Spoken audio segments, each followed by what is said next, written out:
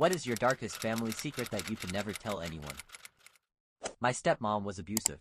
She's a social climber, big on appearances. I was raised on what happens behind closed doors stays behind closed doors.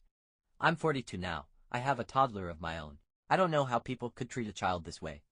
I'm at the point where I'm ready to confront my dad, who just never wore the pants, if you know what I mean. I'm tired of keeping this secret and being the subtle kicking bag of the whole family. It wasn't punching, I mean kicking. It just sounds better to me. Everything was very underhanded in front of people, but of course not behind the closed doors.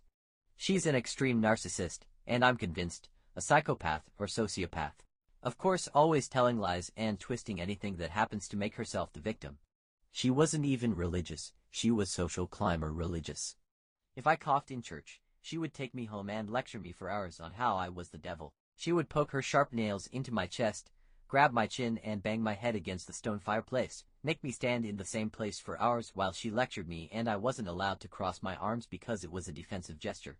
If I was in the middle of changing, too bad, I had to stand there naked when I was just developing breasts and very self-conscious, sometimes while my younger step-siblings looked on. When I was trying to learn long division in the 4th grade, she yelled if I was stupid and banged my head on the counter. She told me my mom fought more to keep the microwave than she did me. She would keep me home from school as punishment for things I didn't even do and just periodically yell at me and confine me to my room. I was scared of everything.